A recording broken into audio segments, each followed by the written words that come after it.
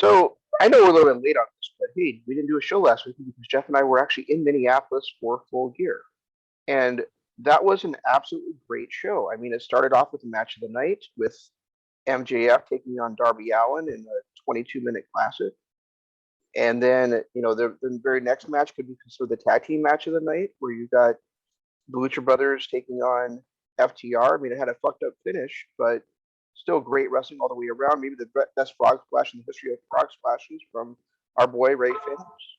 Um, and then right after that, you had was clearly the match of the night as far as wrestling wise between Brian Danielson and Miro for the number one contender spot. And Miro is one of those guys, just like a guy we'd see later on in the night that he looks like he really is fucked up with his leg and stuff. So I'm hoping he gets better soon. Um, and then right after that, we had the match of the night between um, the Elite taking on the Jurassic Express and Christian, and what I thought was a 5-star, false count anywhere match, 6-man style. And then we took a little bit of a break. We had the Cody mishap, and the we had the women's match that suffered from the Cody mishap. But then we had what was the fight of the night between CM Punk and Eddie Kingston for like 11 minutes. They went up there and kicked each other's asses. And then, of course, we closed out the show. And then, after that, we had the match that Jeff and I both feel like should have been the main event of a Dynamite, not on a pay-per-view. But then we have the match of the night as Hangman Page wins the World Heavyweight Championship, capping off the longest running story, not only in AEW, but in American professional wrestling the last couple of years. So, it was absolutely a great show. You know what I find hysterical about your little breakdown? So Jeff, like, which of those match of the nights is your match of the night? So I was just going to say that it's funny how 6 out of 10 matches you called match of the night. I think the show itself as a whole was fantastic. Like you said, there were 6 matches that could easily have been matches of the night. They were all fantastic, all good storytelling. I think the Inner Circle ATT match suffered by being the second basically street fight on the night. And how could you follow up that greatness that that the Super Click and Christian Cage and Jurassic Express put on? That was fantastic. And the fact that they started it as a 10-man tag was a little weird, just to get to one stupid little comedy spot. I think 10-man matches are hard to pull off and keep people interested anyway. But when you're going all around the arena or not around the arena, but all around ringside on it, and you've got so many different factors going on. You got Dan Lambert, going out there antagonizing the faces every chance he got until he got his comeuppance at the end. I just think that even being in the arena and being able to see everything on our side at least, it was tough to follow, and I can't imagine it was any easier to follow watching it on TV. I think it was just too much, whereas the yeah, it did. And the match that, like you said, preview predated it by a couple hours. Right. There was less going on in it, but it was also like just a better match with better wrestling involved in it too. Yeah, I mean, and also, like, yeah, Dan Lambert had been in the company for months, but he didn't really start the stuff with Jericho until about 3-4 weeks ago. Whereas the stuff going on with the Lucha, with Jurassic Express and the Elite dates back over a year. So I mean, we're talking about 2 different scenarios, right? I really think the 6-man, and especially the story they've been telling with Christian and Jungle Boy, and then they told it the match with Christian and Jungle Boy deserved to have that spotlight. Right. Yeah, I don't know. I think it put a bad taste in my mouth when they started out with a traditional 10-man tag. To the point where even the crowd was chanting, "Where's our street fight?" That was a misstep. And like I said, it was solely just so they could have that one little comedy spot with Dan Lambert. And It was even worse that was for, disappointing. and it was even worse for us because we had those two guys that stole our seats that we originally had. And if we'd been Right. sitting in that spot, we wouldn't have had the action blocked by those four guys. Well, standing on the apron, technically we were stealing their seats because we couldn't tell the difference between a 6 and a 9. But it was still better seats, which he probably paid twice as much for too, if you think about it. But the and the match itself was great. I felt like the crowd though, we had that one guy right behind us that it was 4.5 hours every 2 minutes he tried to start a chant and then failed because nobody would do it, so he'd come back 2 minutes later. Not only that, but Chance would stop, and 5 seconds after that chant would stop, he would try to get another. Yeah, the same chant going again. I thought it was funny when he finally 4.5 hours in, he finally got one started, and I looked at you, I'm like, well, I guess he got one, and you kind of turn around. Persistency pays off, dude. That made me laugh really hard. Yeah. But you take that guy out of it, and it was an enjoyable night. It was fun. Every match on it, I felt, did what it was supposed to do. If Cody doesn't turn heel now, which clearly he's not going to. I mean, we've just shown that again on Dynamite. He's just not going to. But he got booed out of the building, and it wasn't. It's weird because now he's starting to get X-Pac heat, and he did it to himself. If you think about it, he was kind of playing the heel by trying to tag himself in with Pac in the ring, and then whatever the hell he was doing after that black mass, or what do they call it now? It's not black mass anymore. But when he got kicked in the face I think it was called a heel kick now. Is it just a heel kick now? I don't think they've named it that. But when he got that kick in the face, and then this is the part that pissed me off about it, and even watching it back because I watched the replay back. He sat selling his injury on the side of the ring for a good. I mean, it was only what was it, a 16-minute match, but he spent probably about 8 minutes outside the ring selling that injury.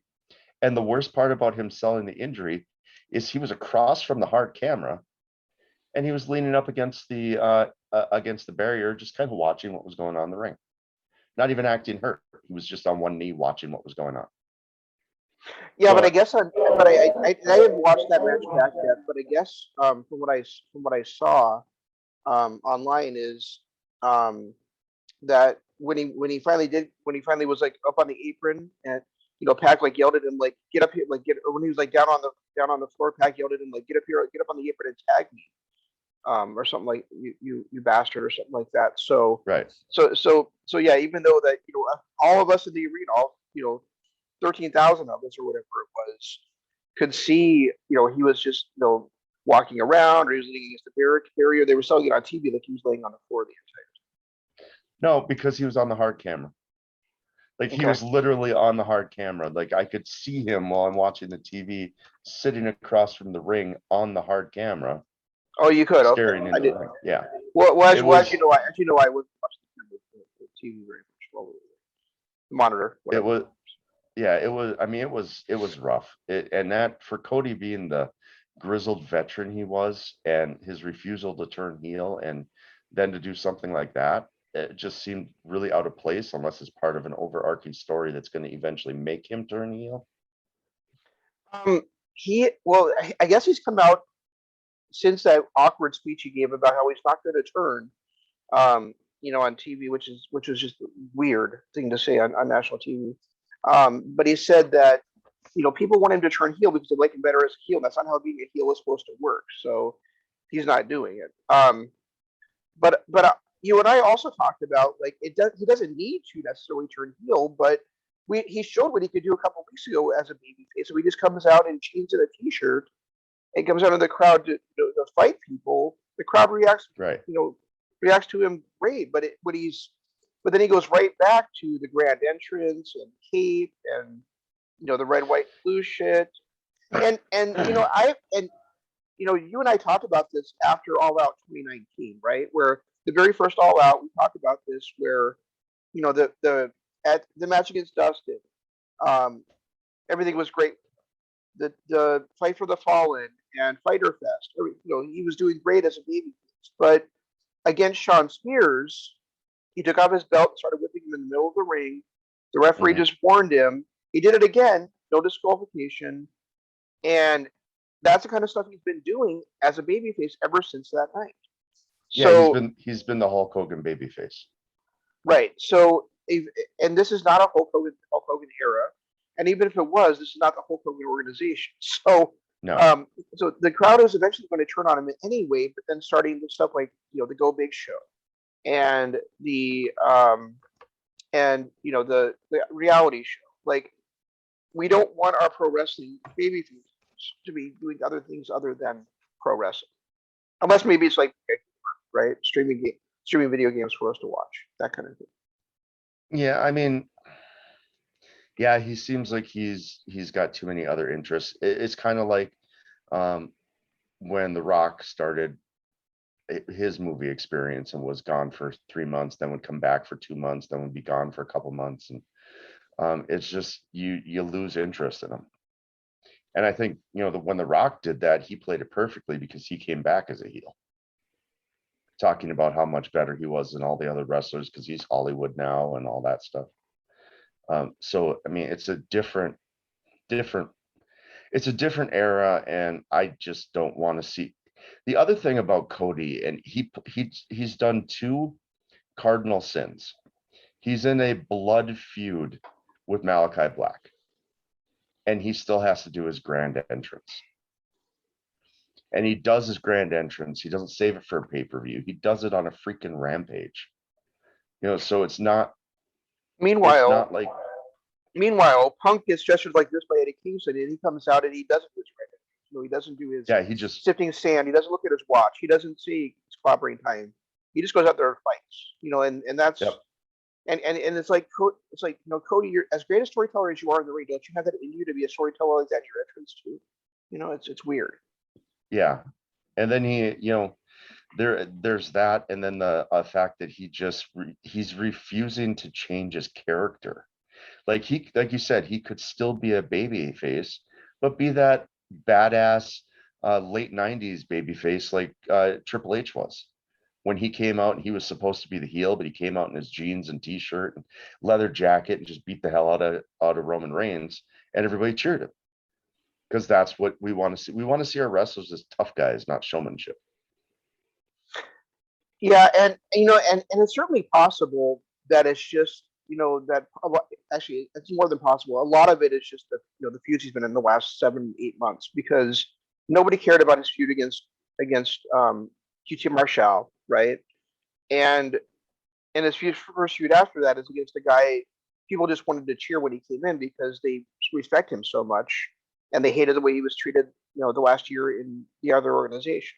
So well, yeah, so if you find him, a real heel to face, and I'm trying to even struggle with who that would be, just because, but you can't do him against MGF again, so that's not going to work. So unless he's facing off against the Elite or something, I don't see how Cody gets back to being cheered with his current gimmick. Yeah, he's got to change his gimmick or it's not going to work. I don't care who he's against as a heel. They're going to cheer whatever heel is against him because he's sticking with his current gimmick. He doesn't need to do much to change it. Just tweak it a little bit. Stop being the showman. Stop being, these grand entrances. Eventually, sometimes come out of the ring in jeans and a t-shirt and beat someone up. Just have a little aggressiveness, maybe, to your style. And humility. Right. Yeah. Yeah. And I think that's what's ultimately ruining Cody and what's going to keep him kind of in this limbo where people boo him out of the stadium whenever he does anything. But like I said, his whole selling of that, that kick took him 8 minutes to sell that kick, when most people are up and walking back to the dressing room within 2 minutes. Right. So it was, that didn't do him any favors at all. Not at all. And the stuff with Malachi Black also is, I don't think it's that big of a problem because they really do kind of embrace that ability to turn on a dime, right? In AEW, where with who you're Right. facing, like we've seen with Punk, like we've seen with Bryan Danielson. Um, so I don't think it's that big of a deal that Malachi Black is getting cheers because he's still the Dark Messenger. He still can focus on targeting people. But I do think it's gonna get even more interesting when Ring of Honor has finally folded. If they actually bring in and they have the Kings of the Black Throne in AEW, right? Because you can't like nobody's gonna boo that guy. Nobody's gonna boo Brody King. He's like Right. he's like Rey Mysterio, just like 2 feet taller. Because Right. the way his style, the way he goes in the ring. So if he's in there with Malachi Black too, that's going to be something that's completely going to. I don't see any way that Malachi Black is booed if he's got Brody King by his side. That's what I'm saying.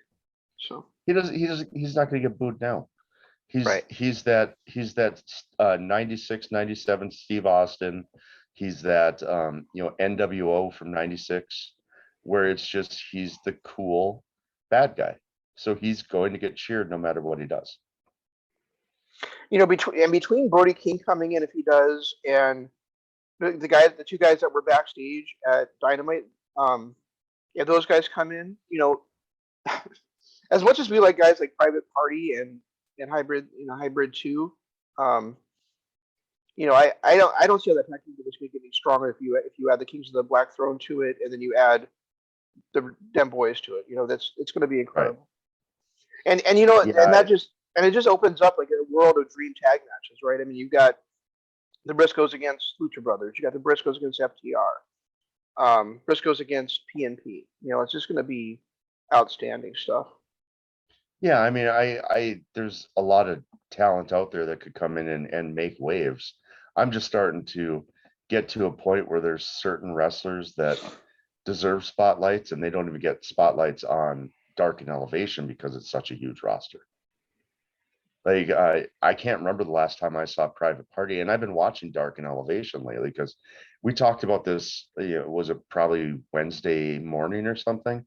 About how for me it's become AEW, and then everything else is on a back burner. And some are just non-existent. Like I've gotten with Ring of Honor because of their announcement, and then that horrible pay-per-view that they had where I started to watch it and watched half of the first match and punched out because you were telling me how bad the crowd reactions were and everything because there was no crowd. So they've gotten to the WWE where I'll check them out if there's a good match I hear about. I'll check out that one match. I'm so befuddled by that too, because how can you have an organization like MLW that started in Florida and then kind of Chicago became their home base for a while, right? Because it was like almost everything they were doing was in that Chicago Garden Arena or whatever that was. And now they're going to go through the same area that Ring of Honor does, but MLW's got this crowd that's vibrant. It's probably not a sell on 2,300 arena, but it's pretty close. And they're vibrant. They're into the shows. They're packed pretty much. And yet Ring of Honor goes there, and they've got maybe 300 people. At the most. I don't understand. I don't get it. Bad storytelling, bad marketing. Mistreatment of employees over the last couple of years. I mean, what they did with Kelly Klein and then what they did with Marty Scurll is just, that leaves a bad taste in people's mouths. I suppose it's just so odd that because you look at it, you're like, well, Ring of Honor was, they were people talk about TNA because they've been on national TV, right? But Ring of Honor was actually the first promotion to rise up and challenge WWE after, maybe not even challenge WWE. They were the first organization after ECW and WCW folded to start up and start having their talent come back, on the East Coast at least. Yeah. And then 6 months later is when 6 months later is when TNA started. Yeah, that's true. That's true. But and both of them had strong runs during their time. I mean, like you said, we did this before where we were ranking our promotions to watch and everything. And I've literally gotten to the point where I can't miss a show from AEW. Dark, Elevation, Dynamite, Rampage, pay-per-views. They're doing such a great job on everything that I can't miss anything.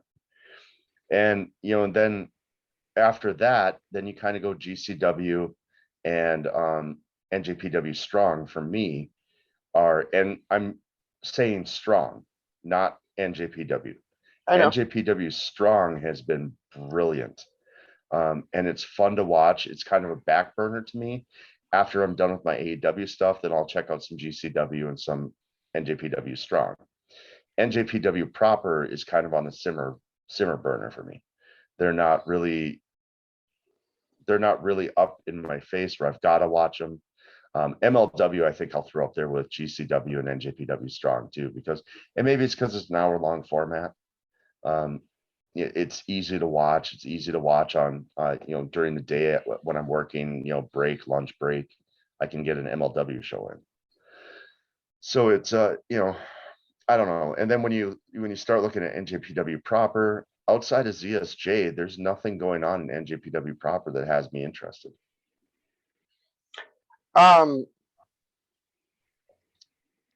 NJPW seems like they're stuck in,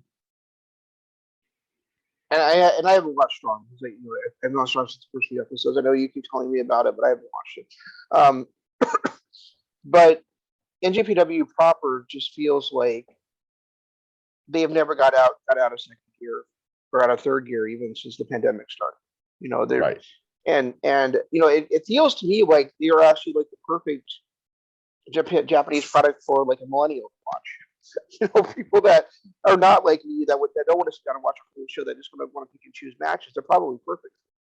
Right. But for someone like me who wants to watch a whole show, they've been so boring to me, and also like the idea that Kazuchika Okada might be winning the world championship back just turns my stomach too. Which is sad because he's still considered one of the best in the world. He's not still by me. No, but I'm just saying, when you look at even by our standards, there were a few 2-3 years ago we were praising how great he was, and now it's just like, really, he's going to have another championship run? Can't we move on to something else? He's getting to that John Cena area where he's not changing his character. He's still that fun-loving baby face, and he just keeps winning championships. Yeah, he's great and all, but I'm sick of him. Yeah, I mean, I think I would enjoy NJPW so much more if they didn't have Tanahashi and Okada. Yeah. And if they had pulled the trigger on ZSJ, I'd probably be more invested in watching it. I get enough of Jeff Cobb and everybody by watching Strong that I'm okay with it. I'm okay with not watching his matches on NJPW proper. The Bullet Club over there has gotten boring too. They just pretty much bring in everybody. They're becoming the NWO now, with just everybody's joining Bullet Club, which could be fine and all, but why does everybody have to join Bullet Club? I don't know. And show being there is just weird too. But I mean, and I'm sure I'll catch up on those shows.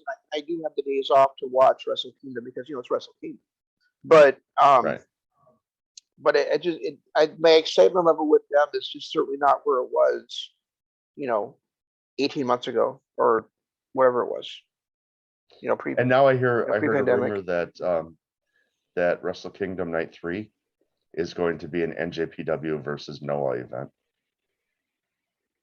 Interesting. So it's going to be the same 2 nights of Wrestle Kingdom, and then night 3 is supposed to be, a crossover event.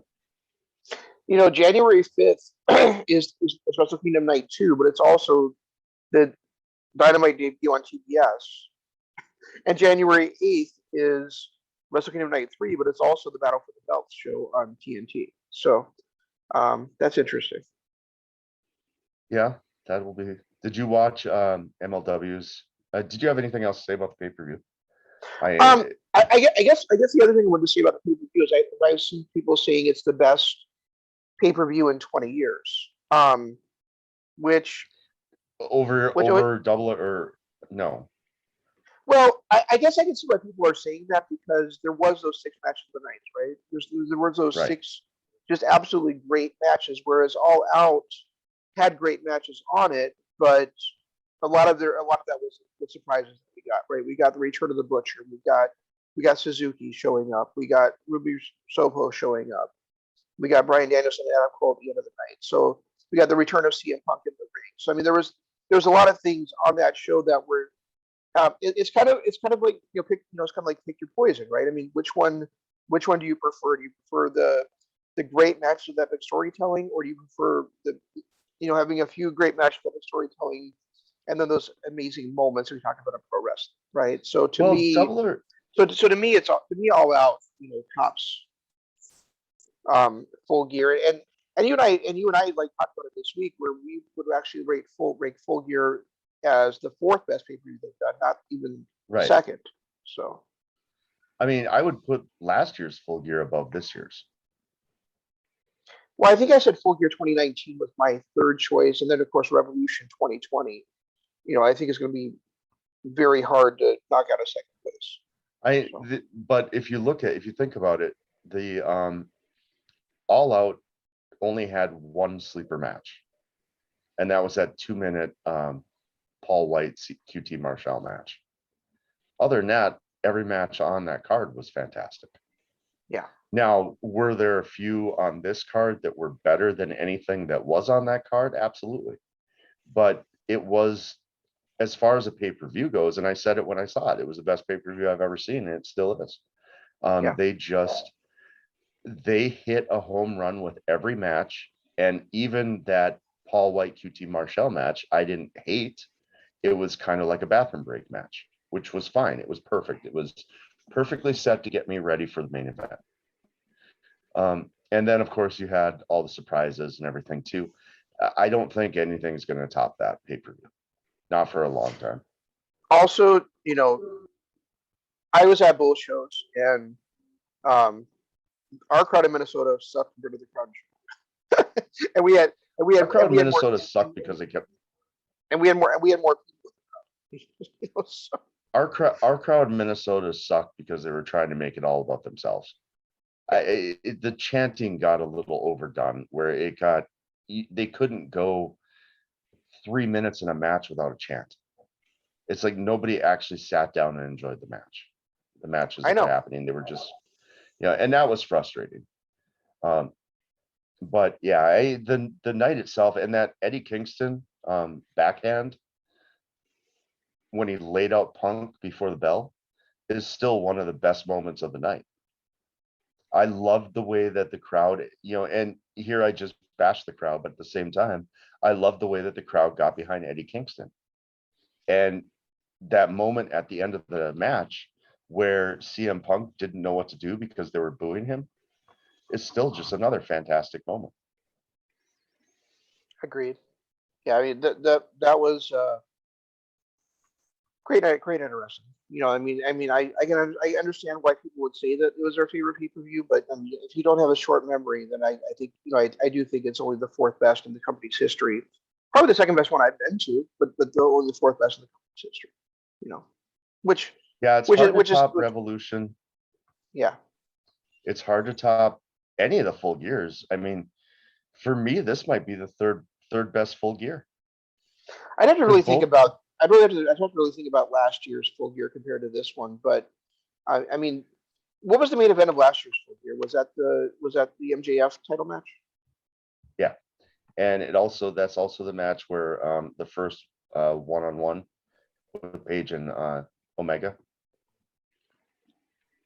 I know, but then I have to think, like, I think I liked Darby versus MJF better than I liked Page versus Omega 1, and I think I liked Page versus Omega 2 better than I liked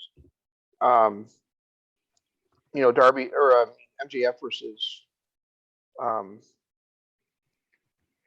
Moxley. So then it's going to depend on how I feel about the rest of the matches on the undercard. So. And on that show, there was Omega versus Page, that was the opener. Orange Cassidy, John Silver, which was kind of a dud. That one had Darby Allin when he finally got his win against Cody Rhodes and won the TNT Championship. Okay. Hikaru Shida defeated Nyla Rose. The Young Bucks defeated FTR for the tag team titles. And that was the one. That's I did. That was the match I did not like.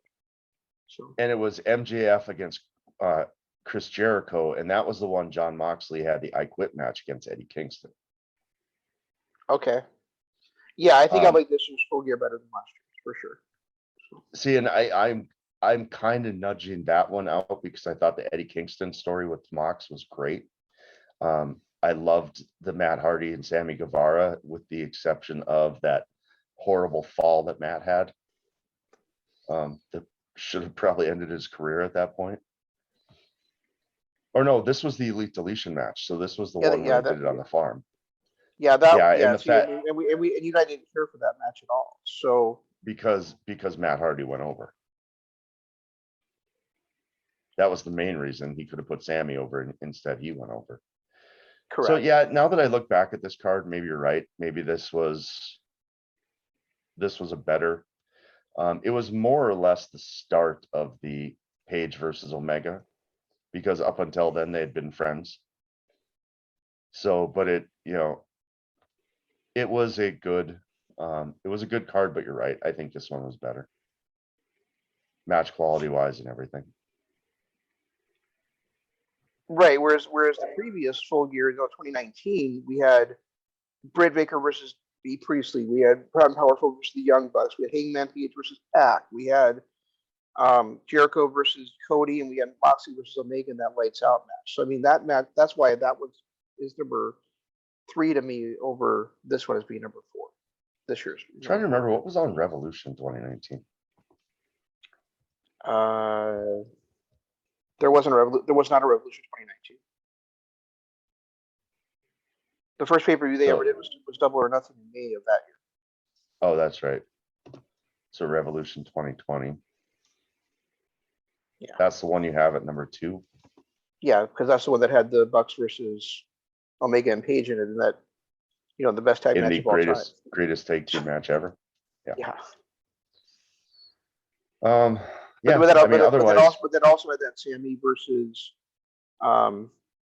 Darby match too that went all over the place before the match even started. So, oh yeah.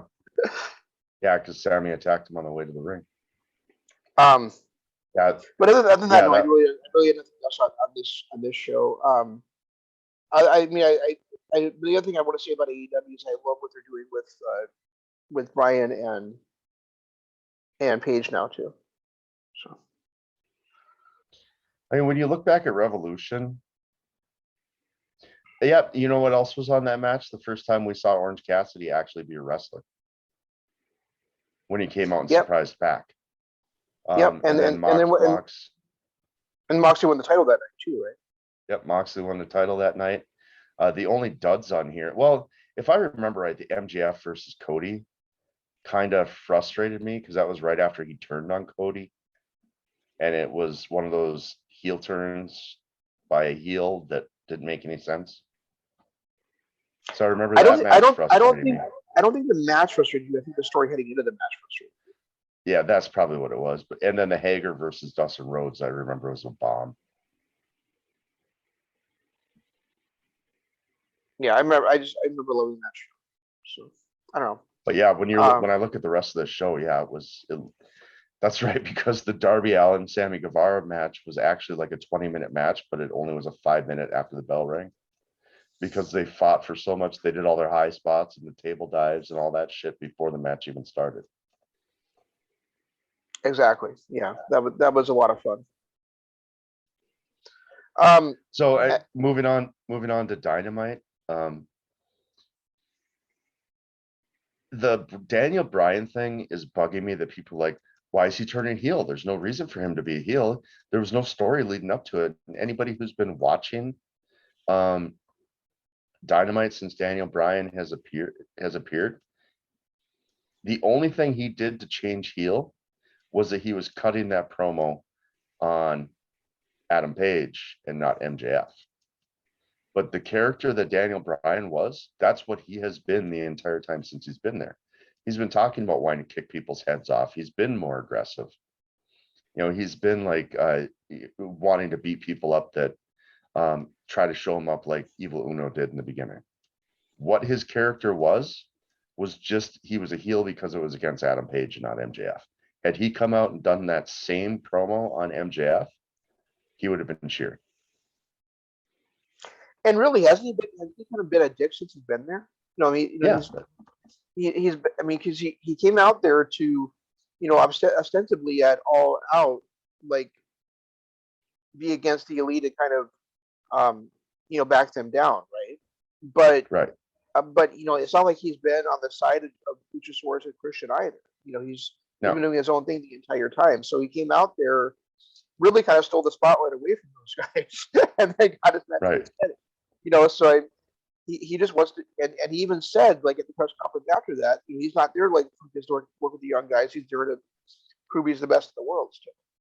So he's not out there to be that mentor guy to the young guys. He's there to kick people's asses. Yeah, and he's been talking about wanting to kick people's faces. And when you look at even his interaction with Eddie Kingston before their match in the Eliminator tournament, he was playing a heel, and he has been ever since. It's just now that he's doing it against Page, people are realizing, oh, okay, he's kind of a dick, but he's been a dick all along. Yes, he has.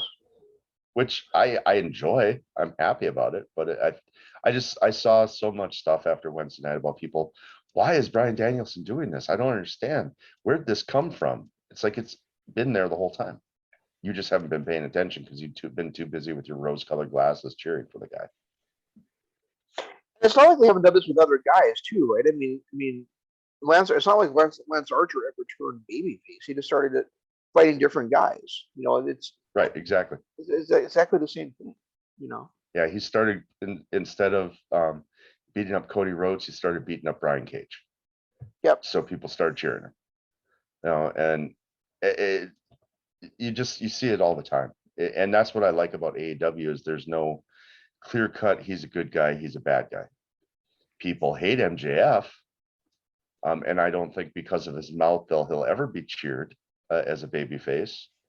But even he had that little run with Cody in the beginning of the promotion, where he was kind of borderline good guy-ish. Yeah, I agree. I mean, it's so there's I watch these shows and like it's like hit after hit after hit after hit for me. So I mean, there's not like I don't watch these shows and go like, oh well, they could have done this better because it's such a roller coaster ride, on Dynamite, and then it's such a thrill ride in that 1 hour of they used to call Impact the fastest 60 minutes of wrestling. That's what Rampage is now. Right. I mean, and like so like I saw like the next day people complaining about like why are Darby and Sting against the Gun Club, or why did the second most effective finisher in AEW has been the coffin drops. So first of all, no, it hasn't. But secondly, and then people are saying like, well, so how can Billy Gunn kick out at one? I'm like, dude, he weighs 75 pounds more than Darby Allin, so one coffin drop should not beat him. No. And the Gun Club, they've been undefeated as a tag team on all three versions of the tag team. As a six-man team, they've been undefeated, so they deserve to be in a high-profile spot. And goddamn, if Colton Gunn isn't like Colton Gunn reminds me so much of Dustin Rhodes in 1990. He where like I can see that guy is going to be like a superstar for 20, 30 years if he gives up with it. So Colton Gunn had my line of the week too, by the way. I laughed so hard at the I love turtles. Have you ever seen that I like turtles meme with the kid? It's a kid, probably 7 or 8 years old. He's got a skeleton face paint on, and he and someone's interviewing him about something, and he responds to the interviewed by going, "I like turtles." That's all he Oh, said. So okay. it became a meme. And with Darby Allin with this half a skeleton face and short hair, he almost kind of looks like that an older version of that kid. So when Austin said that I like turtles line, I lost it. That was the funniest line of this week, easily. I don't know. I also really liked when Jungle Boy said the first Bobby Fish match was the one that I won. Or the first Bobby Yeah, Fish match I ever saw was the one that I won. I'm like, damn, what a cut! He's wrestling for like right. 17 years. There was some viciousness going on in that promo too. Yeah, and it's kind of when you look at Billy Gunn against Darby Allin, I actually enjoyed it. I mean, Darby got the pin. Like you said, one coffin drop, you've got a 110-pound guy landing on you, I which mean, really isn't that'd be like Arlo, beating you with a coffin drop off your couch. right. Exactly, and that's kind of the way I was looking at it too. It's like he outweighs him by 270 pounds. I mean, Darby Allin, a coffin drop would probably be more impressive if he was 270 pounds. But what is he, like 180, Yeah, something like something like that? that. So a coffin drop on a guy of Billy Gunn's stature is not going to beat him with one time. No. And if you think about it, most of Darby Allin's coffin drops don't actually finish the match. It's usually him crashing through something. But Yeah. I had no Yeah. problem. The one thing Go ahead. I did notice about that too is I've been going back and watching, Raws while I'm working because I can do it while I'm working, and I don't have to actually sit and watch it because the Attitude Era was just dog shit wrestling anyway. So it's more about keeping up with the storylines and things. And I was watching it, and it dawned on me that I'm in 1997. I just saw the first appearance by Matt and Jeff Hardy. Edge and Christian haven't even made it yet. And when you look at the Attitude Era stars that are still wrestling, you've got Matt and Jeff Hardy, Edge and Christian, and Billy Gunn. And Billy Gunn, by the time he started, or by the time Matt and Jeff had their first jobber match, he'd already been a two-time tag team champion and was on his second gimmick. So when you look at how long he's been around 3 years longer than all those other Attitude stars that people are still loving. It You just forgot a guy. amazes me. What's that? You forgot a guy in that list. That's okay. No, but I'm talking about ones that actually wrestle every week, not just. You just muted yourself. No, my dog did it. Dustin Rhodes. Oh, okay. Dustin Well, Rhodes. yeah, Dustin, but he's not. He's more of a. Yeah, I guess. Yeah, Dustin Rhodes is okay. So Dustin and Billy are about the same. They're both in there, but Dustin was a star before then too, and he wasn't really an Attitude Era star. Well, I mean, he started in 1990, but really when he became nationally prominent, it was really more of his Goldust character, right? I mean, that's why I'm saying it's more like an Attitude Era star. I mean, for you and I, like it was, I wish that Steve Austin and Dustin Rhodes had never left WCW, and Hulk Hogan had never come in, and like Dustin Right. and Austin had main evented WCW for years on top of the card, but when Dustin went to WWE, it's really when he became a national superstar as Goldust. And I forgot another one too. Chris freaking Jericho. The GOAT. Yeah. So let's just forget I had a thought ever. But it's still impressive that Billy Gunn is still performing as well as he is at, considering he's been around since before the Attitude Era. I know you have a hard stop in 15 minutes, so I did also want to bring a couple of things up that came up this week. Actually, the last couple of days, there's been a couple of announcements. I don't know if you saw or not. One of them is that GCW is running that Hammerstein Ballroom show on the 23rd of January. Mm-hmm. The night before that, they are inaugurating the Independent Wrestling Hall of Fame. Nice. So they're going to on January 22nd in New York City, they're going to have they're working with Orange Crush on this, and they're going to be, I guess their tickets go on sale tomorrow as we're talking. for that show. If I didn't have to have a training class, I would try to get out there to see those two shows.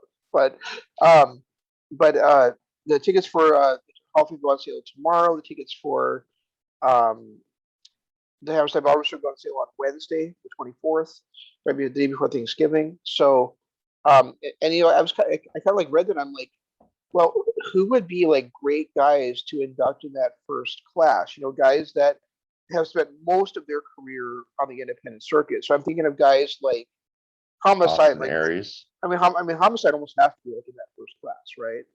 Yeah, Austin Aries would have to be.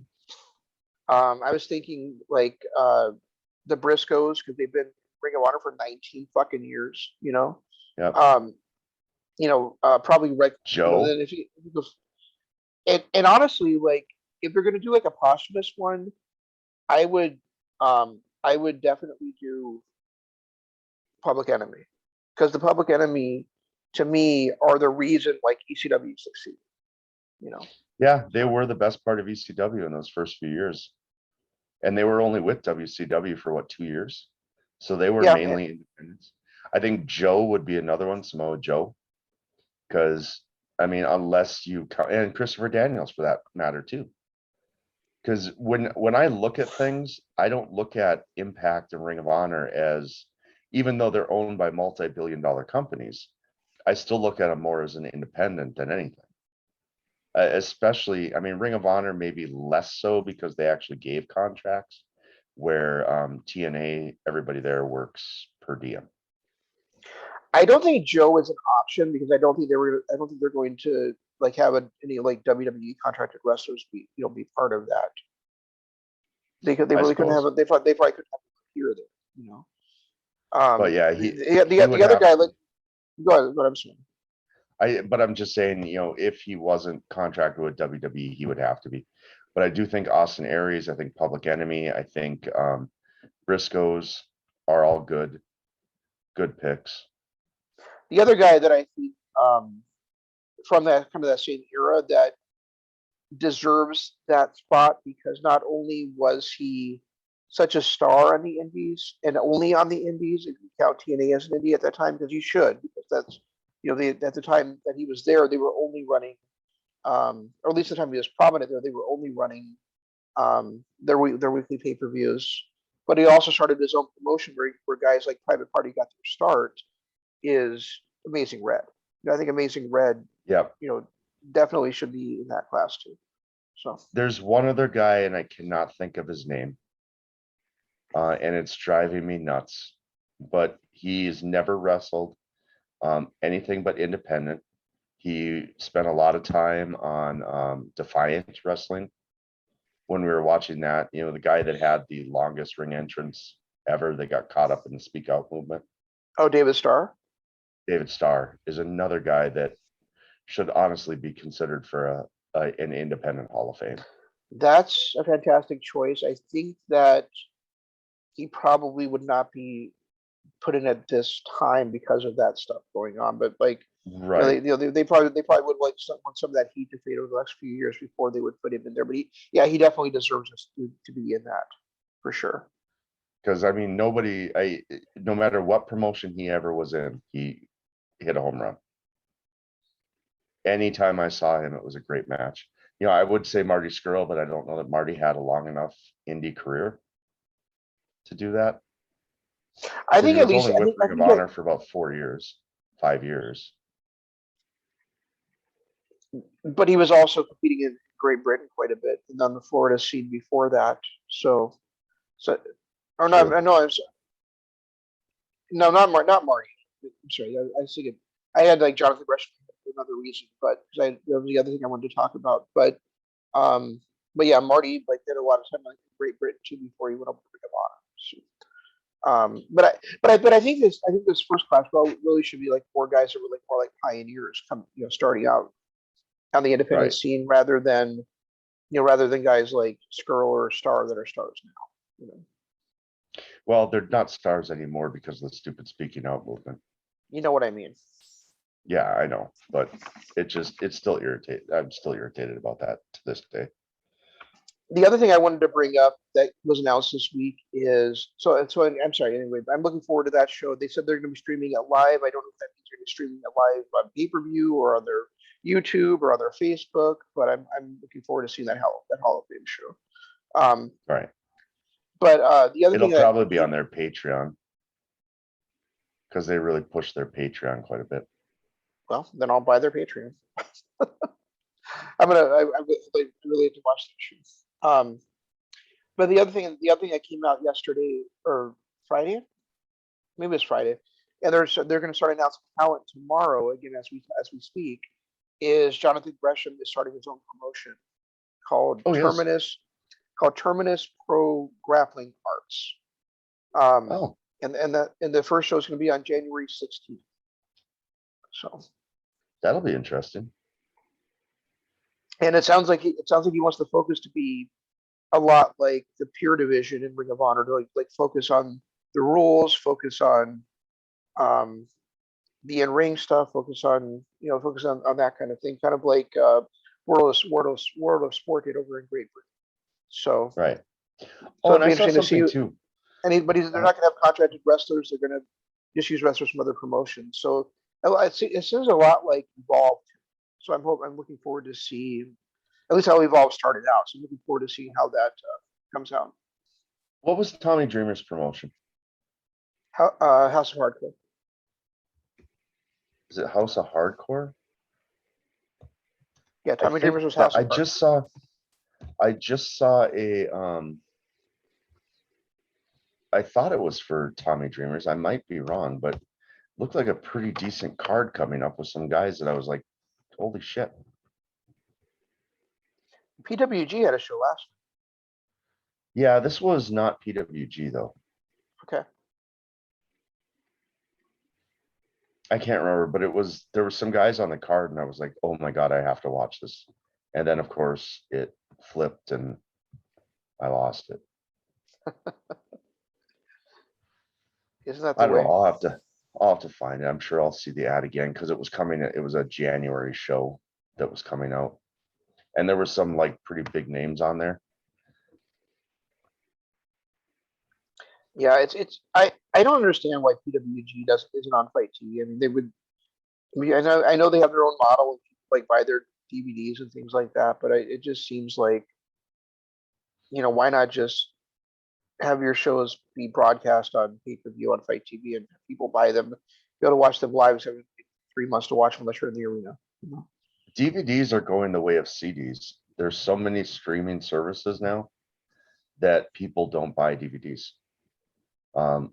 Just like once all the music streaming services started, people stopped buying CDs. Hence my point. Like, why are they still? Exactly. That's why when we were at the show and the merch stand had all those DVDs for sale, I'm just looking at it like, why? The only reason is because they don't have a streaming service yet. Exactly. That's the only reason for it. And I don't understand, why. I mean, I'm really hoping that they partner with somebody instead of having their own service. When I say partner with somebody, please, God, don't want to be Bleacher Report. But Bleacher Report, yeah. Yeah, I mean, when I tried to watch the replay on Sunday, when we got back on Sunday, I tried to watch. My wife wanted me to at least rewatch, a couple of the matches. Like she wanted me especially watch the MJF Darby Allin match with her again. But trying to watch that replay, first of all, until Monday, you couldn't just watch what you bought anytime you wanted to. You had to watch it when the stream was running.